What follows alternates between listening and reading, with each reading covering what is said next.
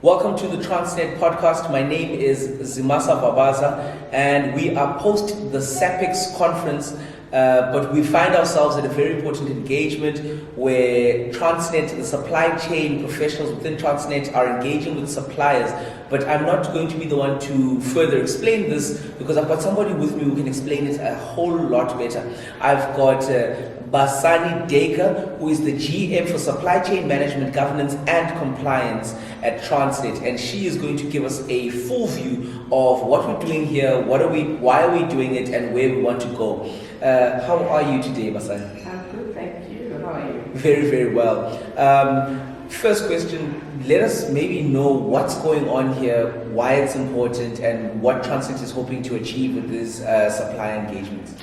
All right. So in Transnet, over the past couple of years, we've gone through tremendous changes within the SEM community and the SEM function in general. We've implemented a number of transformation initiatives.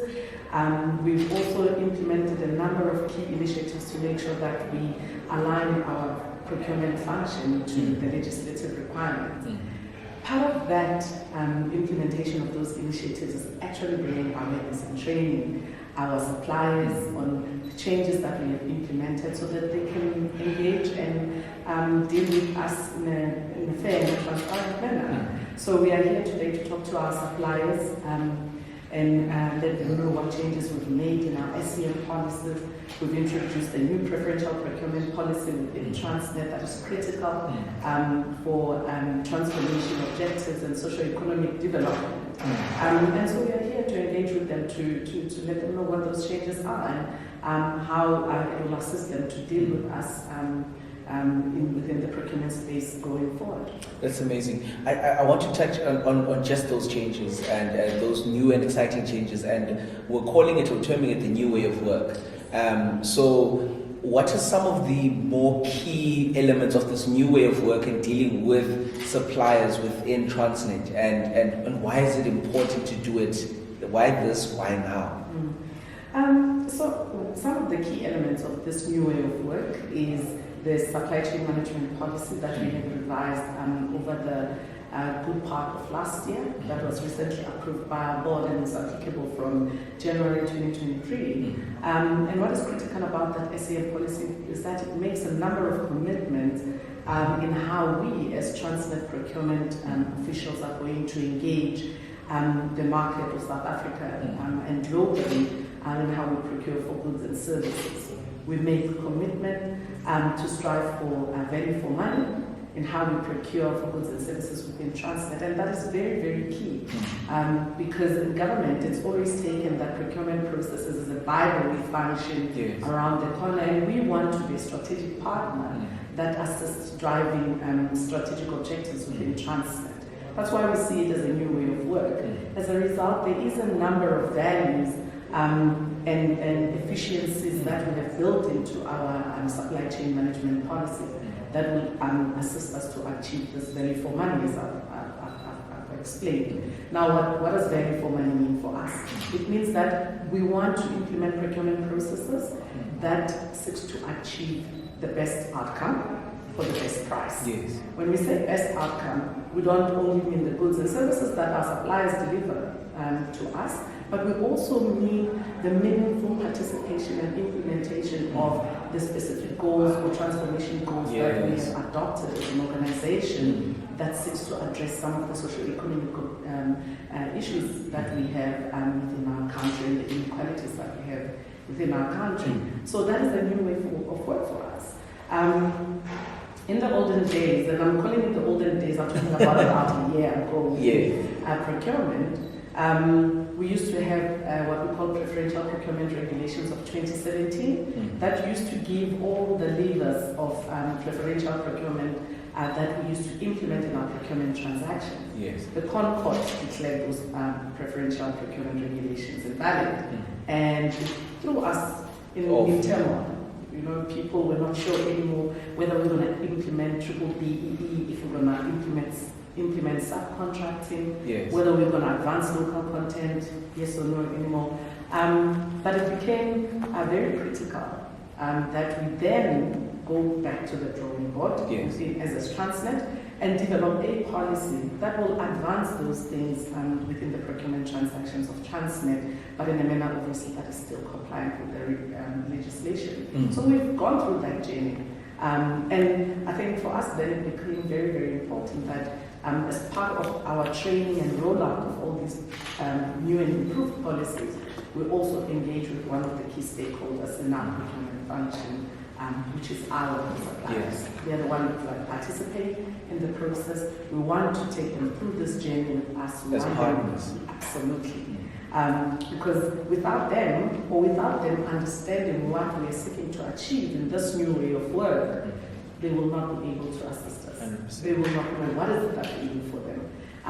But over and above that, we want them to participate and be able to give us feedback in whether the new and improved way that we're talking about is actually working, Yes. it's not working. Can they easily participate, or it has just made things worse for them? And whether their experience with Transnet has improved over the period or it has not. And that's where I want to take our conversation now. What are some of the challenges that the suppliers themselves are ventilating at this engagement, at this session in Cape Town? And what are some of the solutions that are also coming out from that? One of the key challenges that the suppliers have expressed within this engagement is the process of request for quotations. So those are very voluminous in nature because they are of a lower threshold within our transactions, but they don't find them to be open and enabling them to participate fairly and transparently. Because we issue them out to specific bidders that we pick up from the CSD. They find the CSD quite difficult to use because it doesn't allow them to log in all their commodities, such that when Transnet requires their services, we can be able to pick them up from the CSD. And some of the initiatives that we have put in place as Transnet in this new way of work is digitization. Yes. So we are looking at implementing things like e-procurement, which will allow us to create our own internal database of suppliers that do business with Transnet, that will enable us to vet them, Yes. and be able to test whether they are compliant with our requirements. Manage them, but also test their capacity and capability before we even engage them on the kind of RFQs that we're going to go out to the market for. Makes it much more easier when then there's an RFQ process that we need to follow. Yes. Because at that point in time, we know our suppliers are compliant and we know that they have the capacity and capability to deliver on what we want. Yes. So it makes the process much more easier and it gives the process much more higher probability of success. And that's what matters. The success of Transnet is dependent on the success of suppliers, and the better that we find that mutual success is beneficial for both of us, we work better. Absolutely. I want to talk about the future of these relationships. We know that the way of work is now changing in terms of having OEMs as part of the supply chain, so that Transnet can better use the rands and cents that they have on longer term contracts. But I want to talk about the relationship of how local enterprises form part of this new way of work. You've got the bigger guys, the OEMs, who now are collaborating directly with Transnet. But where is the space for local suppliers in this new way of work? So the program that we have with the OEMs and how we have partnered with them, as well as with our partners around the development of local suppliers and small businesses, is designed such that it builds long-term capacity and capability within South Africa for the equipment that we utilize across the country, for the business that we do. So we procure this big long-term equipment from the OEMs. Some of them are global companies, so are outside of South Africa. But what is critical in the utilization of those equipment is proper and planned maintenance over the lifespan of that equipment. Now, we sometimes find it difficult when we need maintenance and spare parts for the maintenance for that equipment. And that's where our local partners and small businesses come in for us to learn how to maintain and service the equipments that we use, that we may have bought outside of the country, and to be able to build capacity to produce some of the components and the parts that are used to maintain the machinery, the machinery over a 10-year period or even longer, depending on the lifespan of the equipment. So part of our relationship with our suppliers and development of small businesses, we want to build local capacity that is long-term, that will make it easy for us to keep appropriate and planned maintenance for our equipment, obviously for better efficiencies in how we deliver our services, by then helping these small partners to build the capacity and the capability locally.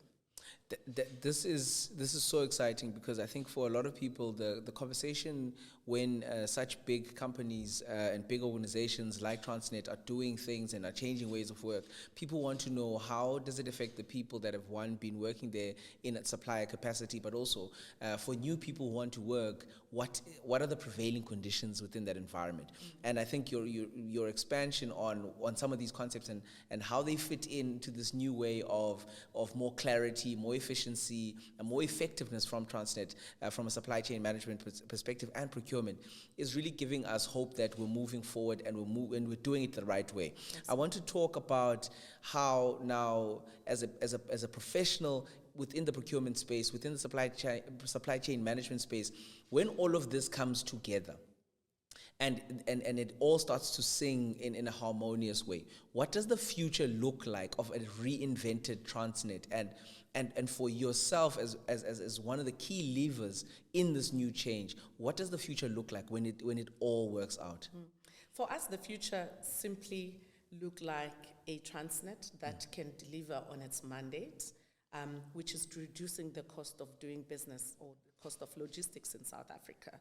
So we want to see it's a Transnet where our customers have more confidence in our ability to deliver the services that we have committed to them on real time, and sticking to the commitment in terms of turnaround times or delivery or lead times in how we deliver the services for our clients, but also in turn positively and significantly contributing to the economic growth of South Africa, creating jobs through our customers growing, but also creating jobs through Transnet growing its client base, but also through the growth of our suppliers. Because the more predictable we are in how we do business, the more confident our suppliers, in fact, all our stakeholders, our suppliers, our clients, the entire value chain, in what to expect from Transnet. One of the challenges we have within the supply chain management environment is confidence on the integrity of the processes that we implement as Transnet supply chain officials. The future is the kind of Transnet or the kind of supply chain management that any South African will have confidence in participating in our processes, that the processes will be fair, they will be transparent, and they will be given an equal opportunity, exactly, to stand a chance to win. And if they didn't win, they would know and have the confidence that no, because there's always a winner, and that person beat them fairly, fair and square. And I want to thank you. And on that note of fair and square, I think you have summed up the new way of work. Everything must be fair and must be square. I want to thank you for your time, Basani. I want to thank you for your knowledge. I want to thank you for giving us a view through the window. And also, I want to thank you for the work that you and your department are doing with suppliers, because they drive the economy. Right, the work that you do, yes, it is that business that works with you as Transnet. But what they do is that they enable other people to sustain themselves, but also for the economy to grow. Absolutely. So I want to thank you for that. Thank you for your time. Thank you for your knowledge. And I hope that the rest of engagements with our suppliers goes fruitfully. Thank you. It was an absolute pleasure. Pleasure. Thank you.